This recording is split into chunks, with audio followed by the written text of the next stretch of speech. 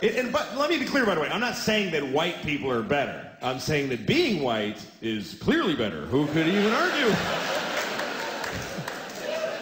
If it was an option, I would re-up every year. Oh, yeah, I'll take white again. Absolutely. I've been enjoying that. I'm going to stick with white. Thank you.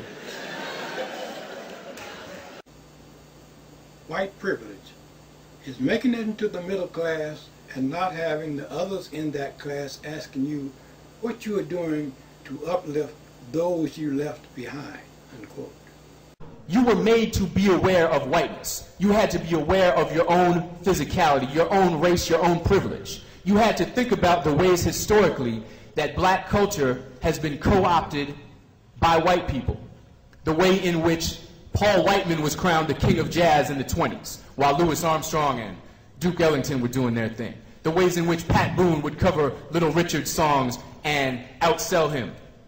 The way that Elvis came along and took Big Mama Thornton's blues, put a little hip swivel in it, and all of a sudden he's the king of rock and roll. You had to deal with all of that because there were not that many white people in hip-hop, and those who were there were made to be aware of it. You would walk into a hip-hop party and somebody would be like, what are you doing here? And that's a good question. Made you think. Now that has changed. That has changed significantly, totally, in the last 15 to 20 years. White folks have walked into hip-hop like it is our parents' living room, taken off our shoes and thrown our feet up on the coffee table. And this is a major change. And there is a lot to it. It's difficult to unpack, and I'm not going to try to do it all right now. But I will say this. A lot of it has to do with an attempt to escape from our own privilege. Whether we act like it or not, a lot of white folks walk around with an understanding that this economic and institutional privilege we have is ill-gained. We didn't do anything to deserve it.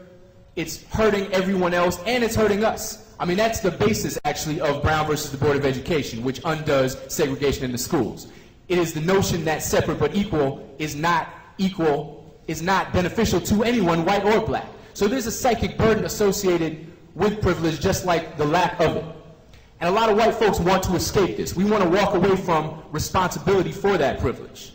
And what we've decided, we've created this equation where the opposite of white privilege is blackness.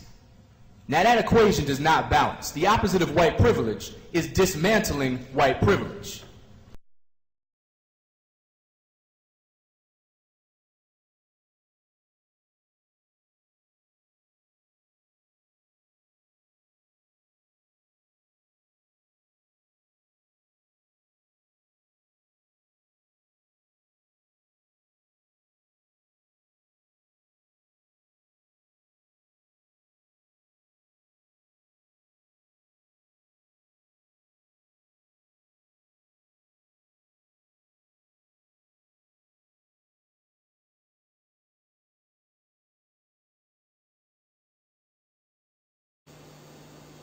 White privilege is arriving for a job interview confident that the interviewer will look like you and that your skin color will not raise a lot of non-job related questions in his or her mind.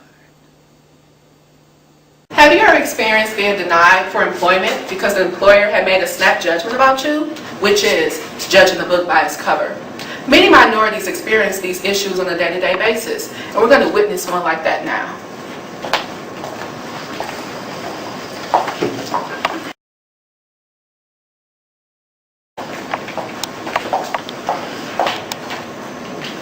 She's probably an illegal immigrant.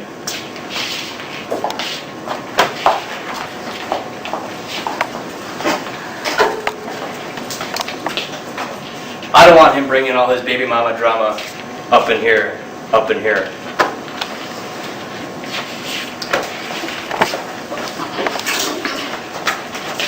She wants a job now, but in 3 weeks she'll want to get fired so she can collect her unemployment again.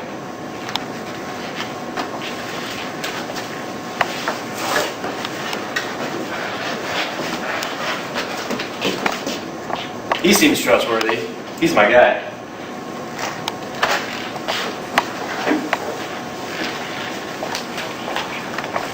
Jason got the job. So now we're going to learn about their actual characteristics and not the snap judgments.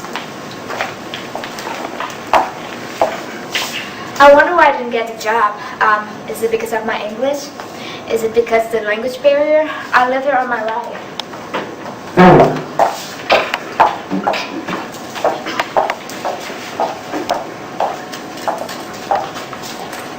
I wonder why I didn't get the job. I'm a Harvard graduate. I ran my own business till the economy went bad.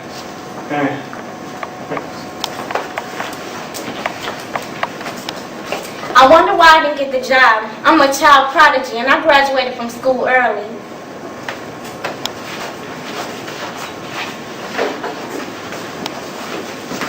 I can't believe I got the job. I wonder if he smells alcohol on me. I'm wasted.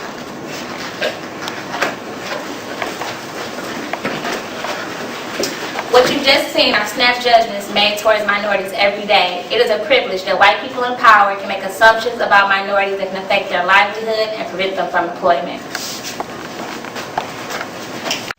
Now, some people might still think white privilege doesn't exist. I really don't know how you can actually argue that. Good luck arguing that. But it's true that, of course, there are a lot of white people who live in poverty, who aren't educated. That's definitely true. But that doesn't mean the overall white privilege doesn't exist. Why don't you just say if something bad ever happens to you and you don't get what you want, it's because of the color of your skin? You think white people don't get shut down for stuff or get looked at funny sometimes? Come on. Change the complexion of America. Have an open border where Hispanics, people who live in the Caribbean, people who live in Africa and Asia can walk in and become citizens immediately. And there you have the white power structure would decline, of course, because the numbers of people coming here would be people of color. Right? That's the hidden agenda. See, nobody will say that. Nobody will say it. That's what it's all about. It's all about that on both sides, too. Because you have some white people saying, I don't want to live in a country that has people of color in the majority.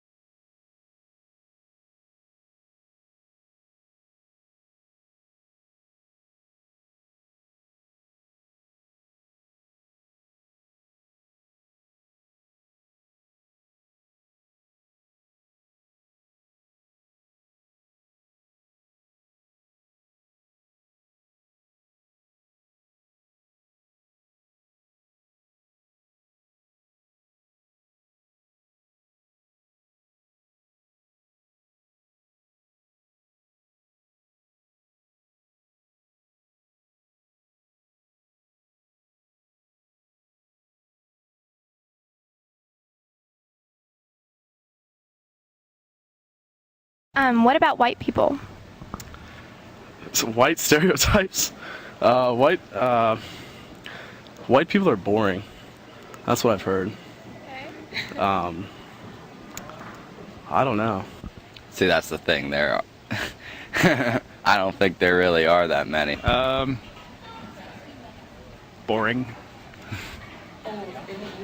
White people. Stereotypes is, I guess they think they're in charge most of the time.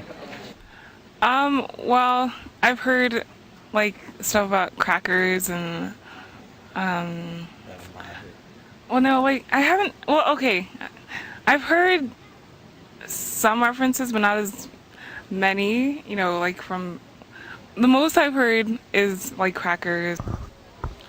White people that were crackers. Conceited. Okay, conceited. Rich.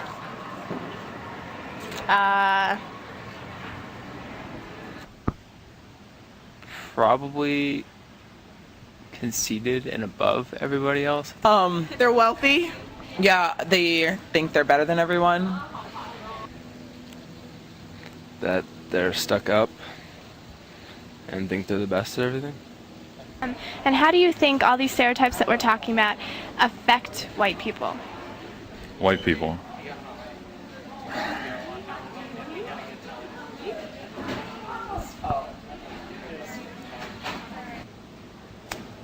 I'm not sure because I'm not classified as white. I don't know, actually. I don't have any strong opinions about that, I guess. I'm not sure about that part, you know. Oh, okay. I don't think it necessarily affects white people though, because white people are like the top dogs. So like, what do we? Nothing really affects us. We're kind of in charge of making the rules. So. They don't affect white people. White people rule the world, and therefore nothing affects them. No, I don't think the stereotypes affect white people. I think that white people have stereotypes about other races. I think other races have stereotypes about white people. If someone was going to stereotype me, it kind of really doesn't mean much to me because kind of, I don't know. If I was white, I'd be favored as opposed to being discriminated or, left out. These interviews that we just conducted show that society as a whole stereotypes everybody, and that all these races acknowledge the stereotypes about each other, even though the individual may not necessarily admit to believing that they hold these views about other races. People acknowledge these stereotypes, which can play effect on our daily lives, as can be seen in schools, in the workforce, and ultimately in how we view and treat each other. The stereotype that surrounds minorities benefit white people, but most people do not make that connection. We see that people recognize whites as being rich and in control. What they don't recognize is that these racial stereotypes keep minorities from becoming successful and keep whites in power. It is difficult to reverse the effects of stereotyping because people don't recognize that they are a cause of white privilege. But this does not mean that we shouldn't try. White privilege can exist without white people's conscious knowledge of its presence, and it helps to maintain the racial hierarchy in this country. The lady at angryblackwoman.com says, white privilege exists whether you know it, acknowledge it, or understand it. Any attempts to convince me that you, a white person, don't have white privilege will result in laughter, mockery, and possibly a beatdown, unquote. White privilege is so massive and yet so invisible, at least to those who don't want to believe it exists, that they will go to great lengths to deny the existence of white privilege in this society. And with good reason. Think about it. Much of the discussion of affirmative action up to now ends with a question about whether the blacks got what they have with a little push from affirmative action. But once there is an admission of the existence of white privilege, what was once a black problem quickly becomes a white problem.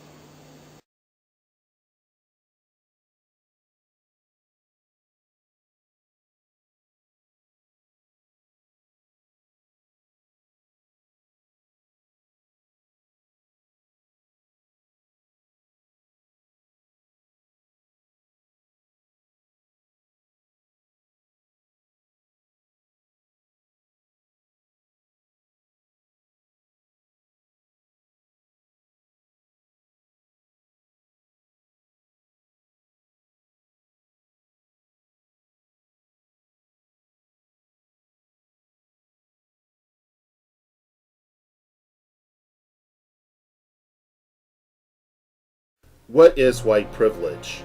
As a person who is not a member of the liberal left, though you may wish to label me as such, I will say this is difficult to define. I have not found an official definition in any respectable dictionary. I do know Its opponents label it as a racist concept, uncritical inculcation about social injustice and white guilt. We cannot discuss a phenomenon without a working definition. I fashioned a definition of what I think others reason it to be. White privilege is an advantage afforded to white individuals because of their similarity to the norms operating in society. White people are considered the norm, for the group is numerically the majority and reserves the greatest overall power within America. Why do I say this? Because they appear to be the reference point, racially speaking, against which other racial groups are evaluated, whether it be beauty standards, political power, primary influence in law and commerce, etc. Sheer numbers, historical rulership, and the heading of the Western racial stratification all point to the dominator of these positions, white people. White privilege provides an automatic reservation in society where they are afforded by genetic placement an expectation to have the American dream. It is not my position that whites are to be blamed for every problem that minorities have, nor is this video an exercise to provide justification that whites owe blacks because my ancestors were slaves. I am digging to see if it exists. If so, to what degree? I hope to achieve my goal without falling prey to the general assumption that all within the group necessarily enjoy its benefit. I hope to determine if it is necessary to gauge the validity of its existence by exploring if all within the group partake of special advantage, directly or indirectly. I think it is fair to say that, on average, by any measure, health, education, economics, employment, white Americans enjoy a superior standard of living. A superficial examination of American life may support previous expectation and reveal countless instances of advantage secured by whites over minorities. Is a superficial examination enough? Assuming all is equal, with no superior advantage achieved by individual effort? I do not have the answer for this question. I do think factual, anecdotal evidence should not be discarded without examination. The immediate problem with the label white privilege is it encourages a seriously oversimplified view of modern social structure and ignores the influence of class stratification. Basically, it comes down to who gets what and why. However, if there is a top, there is a bottom. If the top exists not solely due to personal achievements, then exploration becomes a necessity. The present conservative thesis would probably be the affirmation that social inequality is not a hindrance, but a necessary prerequisite to the well-being of society. Everyone knows their place and is expected to fall in line. As America travels down the path that leads to fascism, who is to say this does not carry over to matters of race? This is where white privilege becomes even more cloudy, for if we examine the common white man within the overall white group, they may be predisposed to genetic privilege, but unable to use it due to ineffectual application of political power and low-ranking social-economic class distinctions, etc. This does not remove the fact that the potential for privilege exists based on luck of the draw, genetic disposition. It is also difficult to approach this topic in a society where the common man, no matter the racial makeup, does not feel powerful. No matter the racial makeup, does not feel powerful. Privilege does not have to set itself aside. It just is. It is the norm. The difficulty of examining this is compounded by how we view privilege. Do we view it from the aspect of conditions of daily experience? Another way of thinking about that is to substitute conditions of daily experience for modes of being that conform to actuality. Or do we view it as an unearned power bestowed systematically, that is, by order and planning? If we look at white privilege as a personal set of benefits, it can easily be dismissed. Some unethical people wish to water it down to this level.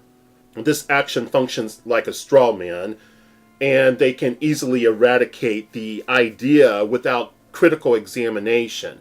If white privilege does exist, then I fathom it would have to be institutional. It would be granted to those who resemble those who dominate the powerful placements in majority of the institutions. Dealing with class issues within the white group surely would prove to be an inconvenience. The payoff is higher than the nuisance of class distinctions, however, for it provides opportunity for greater access to power and resources. This prevents the monopoly from shifting to any minority, the outgroup. Numbers matter, and it is my outlook that those who are the majority in any society, assuming they have power, they will enjoy the alpha group position and will enjoy privilege to varying degrees depending on other limiting factors. Some of these factors would be socioeconomic state, physical ability, gender, age, sexual orientation, physical form, etc. We, as Americans, have a difficult time dealing with the concept of privilege, for we realize that people can be corrupt. We do not want to accept that it may be people from our group. We can look at historical ills, but want to think that due to real outward improvements, that America has somehow rid itself of the disease of capitalizing off of minority groups. When I say minority, I am not limiting this to race. I am not condemning people of today for the ills of yesterday. But we cannot deny that the advantage which has compounded over time is showing dividends for those who share phenotypical traits of the former oppressor, or the current one, depending upon your examination of society. Whether you see this strictly as the oppressor of the past or the oppressor of current times, this is left to your distinction of reality, but may not necessarily be reality. That being said, I am not trying to push you to some guilt complex if you are white. There is no room for white guilt here. If we are going to look at this without emotions cluttering the truth, we cannot look at the possibility of white privilege current existence if we continue to retreat to a selected white individual intention to harm no one. This is about a racial group, not selected white individuals within said group that have marginal to no power, but a composite of powerful people that share the individual's phenotypical traits. It is simply a matter of preservation of what is considered to be rightfully theirs. When we leave the examination of institutional white privilege and attempt to cross over to personal assessment, we run into the problem of overgeneralizations like white people can go out in public without fear of being bullied or harassed or constantly worried about physical safety or preservation. This does not help this sort of statement. This does nothing to help explore this phenomena and contributes cognitive dissonance for the substitution of actuality. I will show you what I mean. Let's look at the previous statement. I said something along the lines of, white people can go out in public without fear of being bullied or harassed or constantly worried about physical safety or self-preservation. This is a negative event used as a never-ending pattern of defeat. That's really what it is.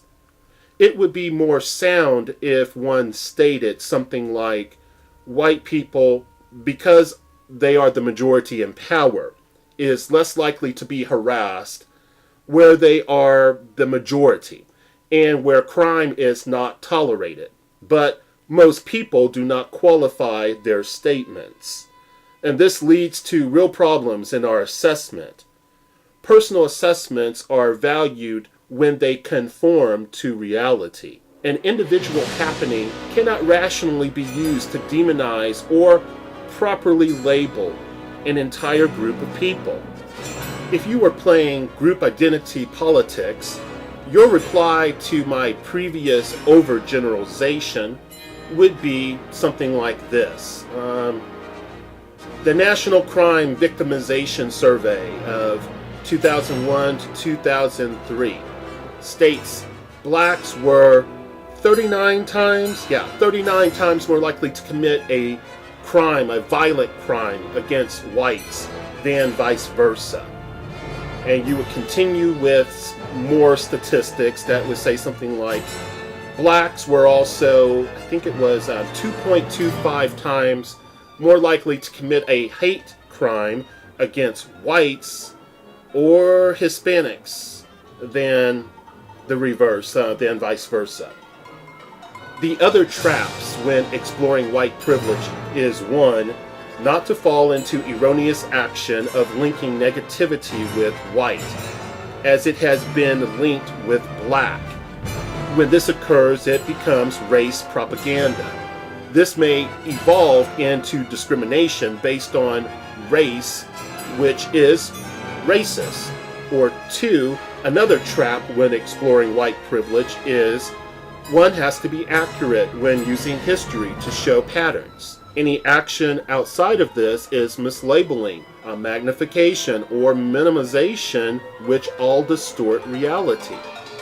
Or three, we have to realize that minority groups do have power.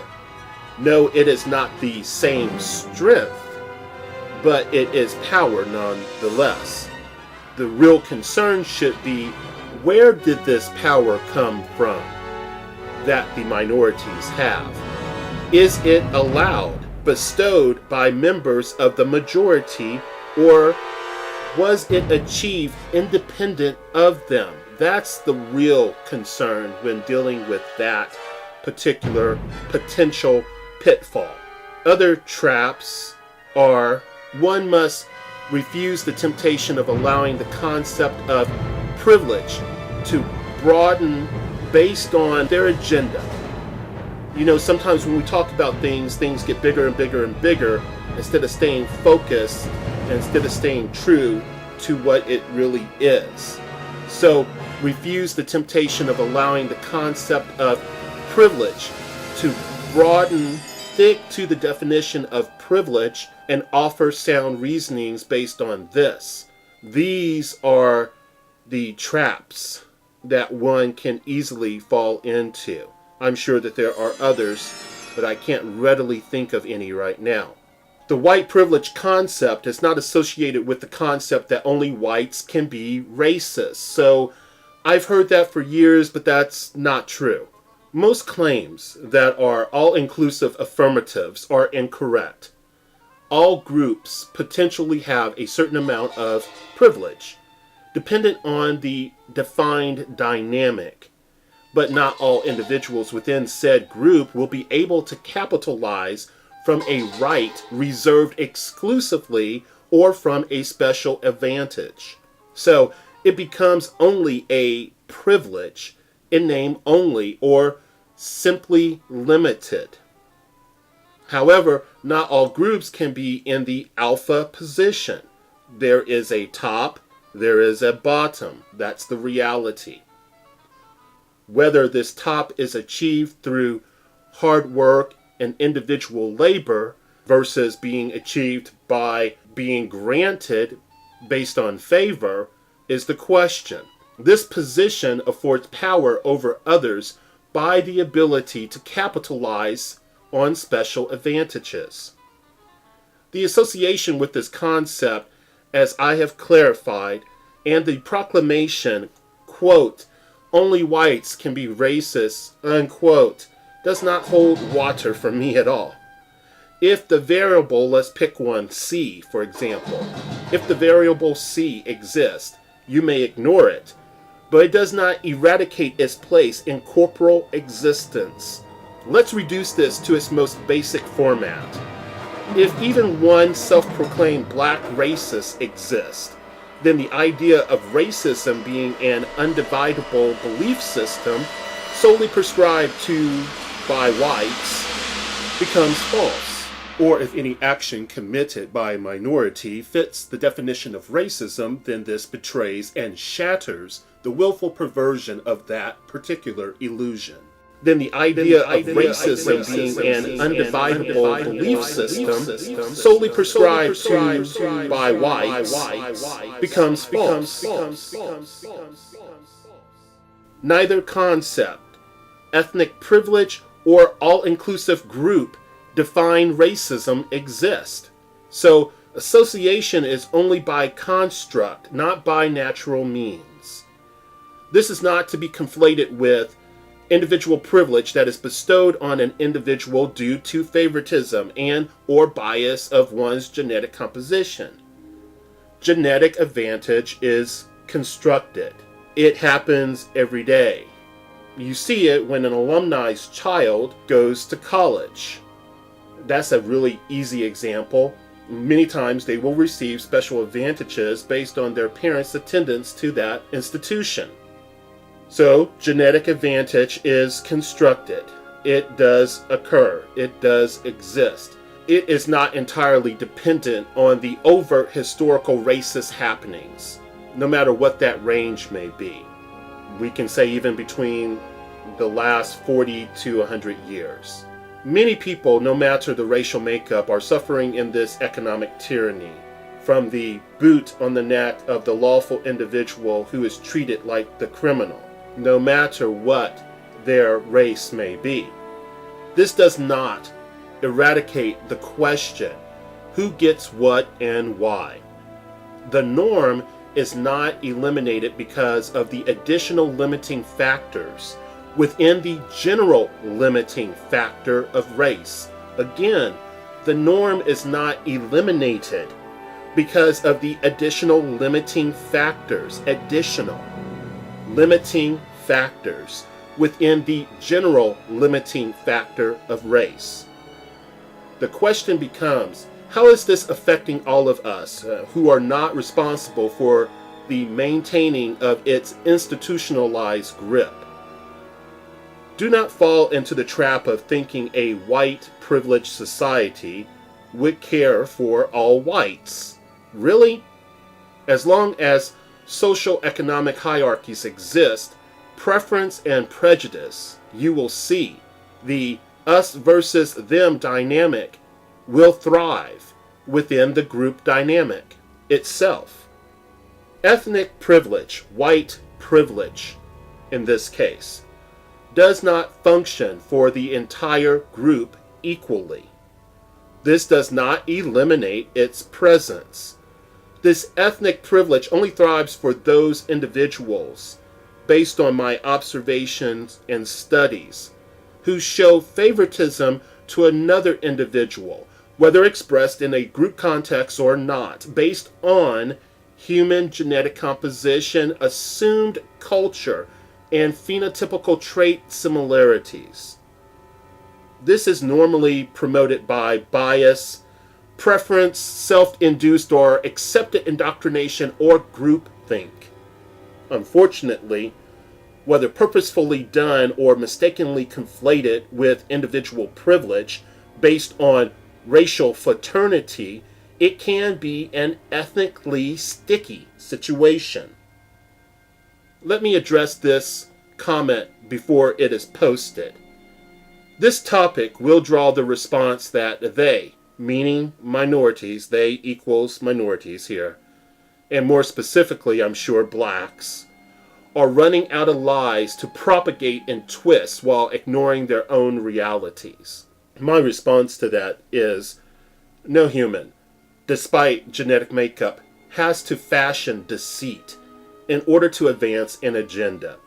Action is up to the individual. It must be that you are stuck on group think and not rational thinking. The pronoun they could not serve to describe all within a group. It is a matter of submitting to the evidence and truth. We are all a part of the human family. Things can never be equal, but we can strive to give people equal opportunity and see what they make of it. We thrive or fail as individuals whether we function in a group or not. Systematic ill treatment to any is tyranny to all of mankind. After all, I am a member of the human race, as well as being a black person. So we should not be afraid of looking at the realities. We should use that information to build upon, not to tear other people down. So does white privilege exist? From my examination, it does. But it is not shared by all that is within the group. And we would understand the actualities of life better if we would look closely at these things and understand how the information is used against all of us instead of improving the situations. There's going to be people within any given group with multiple agendas, multiple perspectives. But what is important is that we fight injustice. What is important is that we call a spade a spade. So thank you for your time. Thank you for commenting. I know that you will have a lot to say. Be well.